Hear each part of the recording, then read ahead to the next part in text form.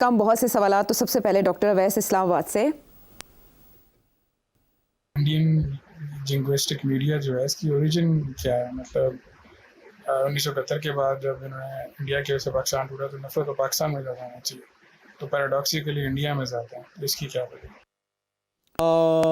Good question. میرا خیال ہے تھوڑا سوچ کے جواب دینا چاہیے، بٹ آف دا کف پہلی بات تو یہ جی کہ جو پہلے ہماری جنگیں ہوتی رہی ہیں اس میں اس قسم کی آؤٹ رائٹ ڈیفیٹ اور آؤٹ رائٹ وکٹری نہیں تھی. اف یو ریممبر 71 کے بعد there was no real conflict until Kargil conflict. اور کارگل کانفلکٹ جو تھی وہ انڈیا کے جو میڈیا ہے اور جو ریاست ہے انہوں نے سمجھا تھا کہ دیٹس اے ویری بگ بیٹریل، بہت بڑی بیٹریل اس کو دیکھا گیا، کیونکہ اس سے صرف کچھ ماہ پہلے یا واجپئی صاحب پاکستان آئے تھے نواز شریف صاحب کے ساتھ بیٹھ کے، اور یہاں انہوں نے پاکستان کو تسلیم کیا تھا کہ ایز اے لیجیٹمیٹ اسٹیٹ، اور اس کے بعد وہ یہاں تھے اور وہاں تیاری ہو رہی تھی کارگل کی. تو میرا خیال ہے وہ ایک بہت بڑا دھکا لگا تھا ان کو. تو اس کے بعد انڈین نیشنلزم اور اینٹی پاکستان سینٹیمنٹ پھر بڑھنا شروع ہوا. پھر آپ نے دیکھا کہ ممبئی ہو گیا، اور ممبئی سے میرا خیال ہے دے واز ٹیکن کمپلیٹلی شاکڈ کہ یہ کیا ہوا ہمارے ساتھ. ایک طرف تو باتیں چل رہی تھیں مشرف کے ساتھ کشمیر کی سیٹلمنٹ کی 2004 5 6، ہمیں کہا گیا تھا کہ سیٹلمنٹ ہو گئی ہے، ہو رہی ہے، اور ادھر سے ممبئی کی تیاریاں ہو رہی تھیں. So that was a second what there سے is a stab in the back. اور وہ those are the times when Indian media became virulently anti Pakistan. اور یہ اچھے خاصے لوگ جو کہ لبرل جسے آپ کہتے تھے اور وہ پیس ود پاکستان کی بات کرتے تھے، وہ سب بیک آف کر گئے. انہوں نے کہا یہ جو ہے نا دس از ان ایکسیپٹیبل. اور وہ اس کے ساتھ I think that was a formation. مگر ایک اور بھی ریزن تھی کہ بی جے پی کی جو رائز ہوئی ہے دیٹ از وہ ایک سویلائزیشنل ایشو بن گیا ان کے لیے، رائز آف ریلیجن. اور ریلیجس پیشنز جو ہیں وہ جب بھی ہوتے ہیں تو they are very very severe. یہ نیا انڈین میڈیا، یہ پرانا انڈین میڈیا پرنٹ میڈیا تھا. پرانا انڈین میڈیا کے اندر آزاد قسم کے پرنٹ اخبار بھی تھے، مگر جو نیا انڈین میڈیا بنا ہے یہ کارپوریٹ انڈیا میڈیا بنا ہے. اور یہ کارپوریٹ انڈیا میڈیا جو ہے یہ belongs to the rich people of India and they are all behind B J P. سب سے زیادہ پیسے وہ کنٹریبیوٹ کرتے ہیں ٹو انڈین میڈیا. اینڈ آپ کو پتہ نہیں کہ ہمارے زمانے میں، پرانے زمانے میں اخباروں کے ایڈیٹرز جو تھے وہ جرنلسٹ ہوتے تھے. اب کارپوریٹ سیکٹر کے مینیجرز آ کے بیٹھ گئے ہیں ایز ایڈیٹرز. تو بالکل کارپوریٹائز ہو گیا، اور اس سے profits and political interest more important than independence of media. تو یہ انڈین جنگوازم جو ہے نا، اس کا تھرڈ ڈائمینشن یہ ہے کہ انڈیا اب اپنے آپ کو as a great power, budding great power, potential great power بن رہا ہے. ان کی مڈل کلاس جو ہے، اربن مڈل کلاس، وہ 300 ملین کے قریب ہے. ان کو یہ گولی دی جا رہی ہے تھرو آؤٹ کہ ہمارے یونیورسٹیز، ہمارے professionals all over the world we are now gaining ground as the fourth largest economy in the world or the fifth largest economy in the world, and India is leading in this and India is leading in that. تو ایک پورا ایک ماحول وہاں بنا ہوا ہے جس کے اندر پھر بی جے پی نے بھی اپنی جنم لی اس طریقے سے ایگریسولی، اینڈ ناؤ دیر 10 سال ہو گئے دیر رولنگ. تو یہ ایک total transformation of India under B J P and under its new civilizational approach. اور وہ جب وہ ان کو دھکا لگتا ہے نا کسی طریقے، اب جو امریکہ نے جو ان کے ساتھ کیا ہے 4-8 دفعہ کشمیر کا ذکر آ گیا یا میڈیشن کا ذکر آ گیا فرام ڈونلڈ ٹرمپ، بہت اپسیٹ ہو گئے یہ لوگ ویری کہ یہ کیسے ہو گیا ہمارے ساتھ. ہم تو سمجھ رہے تھے کہ ہم نے اسٹریٹجک شفٹ کی ہے اینڈ سو آن. تو سملرلی یہ جو پاکستان کے ساتھ ڈربنگ ملی ہے ان کو، دے کانٹ بلیو اٹ. ان کو سمجھ نہیں آ رہی یہ ہوا کیا ہمارے ساتھ. ہمیں تو گولی یہ دی گئی تھی we are a great power, اور وہ زمانہ نہیں رہا 1962 کا جب چائنا نے ہماری پٹائی کی تھی.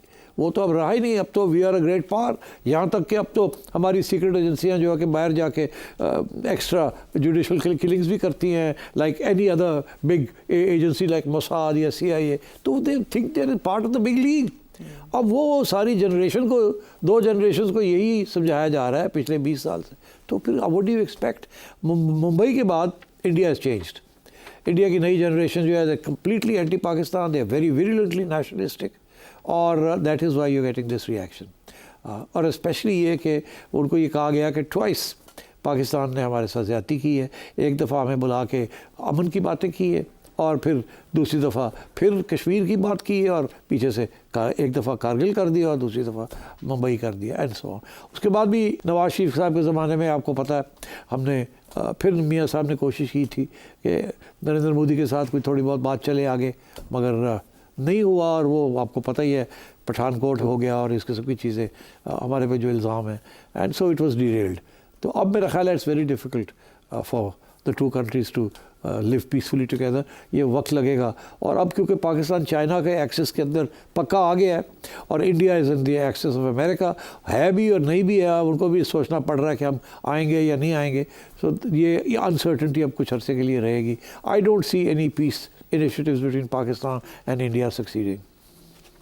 ٹھیک ہے, انڈین جنگی جان کا ڈائگنوسس آپ نے جانا. امت جی لکھنؤ سے آپ نے سوال بھیجا, قاسم یاکلینڈ سے, راجہ ولید گجرات سے, احمد ٹیکسس سے, احمر اسپین سے, خرم آوان امریکہ سے, رضا آسٹریلیا سے, سید سیف اللہ گیلانی ملتان سے, ذیشان یو اے ای سے, زبیر یونس ملتان سے. سوال پہ سوال ہے لیکن وقت کو زوال ہے, وقت ہمارا ختم ہو چکا ہے. کل کے پروگرام میں میرا خیال سارے سوال ہی کر دیں, باقی چھوڑے پاکستان کا معاملہ. ہر بار بہت اچھی پیش قدمی آپ نے سے بہت بڑی ڈیولپمنٹ قرار دیا, لیکن ظاہر ہے چیلنجز بھی ہوں گے اس خطے میں اس کے لیے, اس اکٹھ کے لیے, اور اسی چیلنج میں سب سے بڑا چیلنج امریکہ ہے. ظاہر ہے سیکرٹری خارجہ مارکو روبیو نے یہ کہا ہے کہ امریکہ جائزہ لے رہا ہے اس بات کا کہ افغانستان کے حکمرانوں اور طالبان کو غیر ملکی دہشت گرد تنظیم کے طور پر نامینیٹ کر دیا جائے, نامزد کر دیا جائے. تو کیا افغان طالبان بلیک میل ہو سکتے ہیں امریکہ کے ہاتھوں؟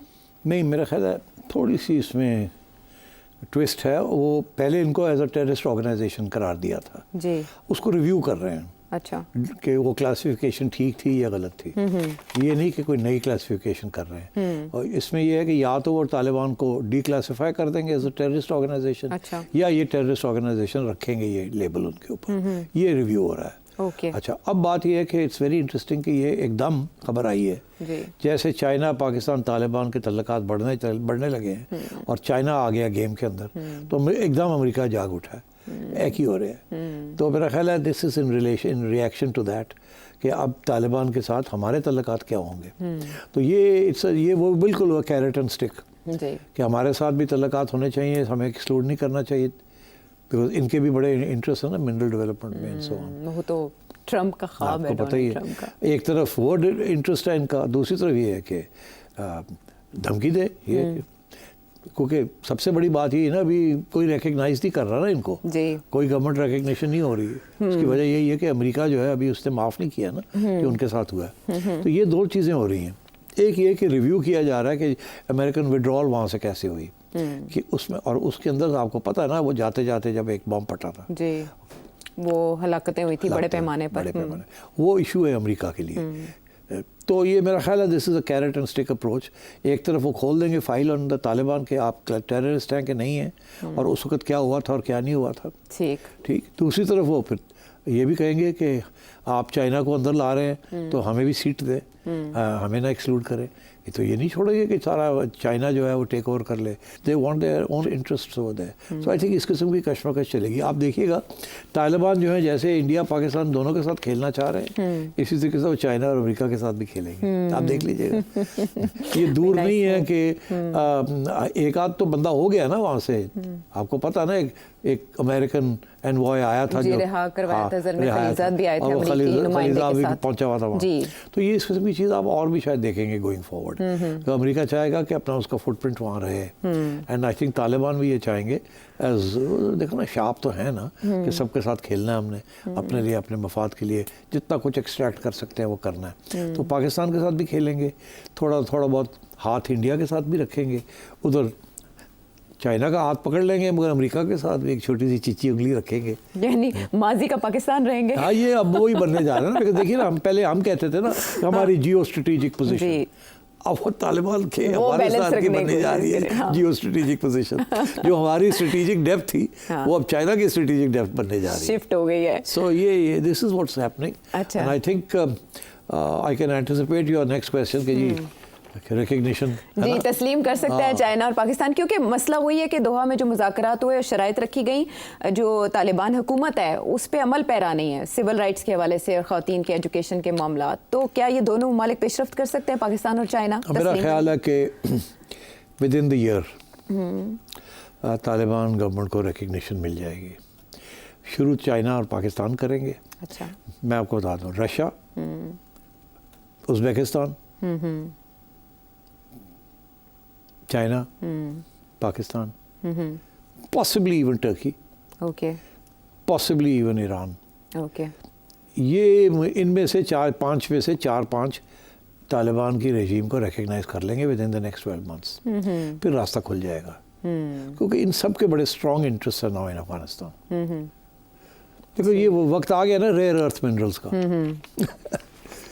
دس is the age of rare earth minerals. یا اے آئی اینڈ ٹیکنالوجی کے دور میں سب سے زیادہ اہمیت انہیں کی ہے. تو اس لیے اس کے اوپر they will be a scramble for resources now. پہلے یہ ریسورسز کی اسکریمبل نہیں ہوتی تھی, ٹیریٹری کی اسکریمبل ہوتی تھی پرانے زمانے میں. Now the scramble will be for resources.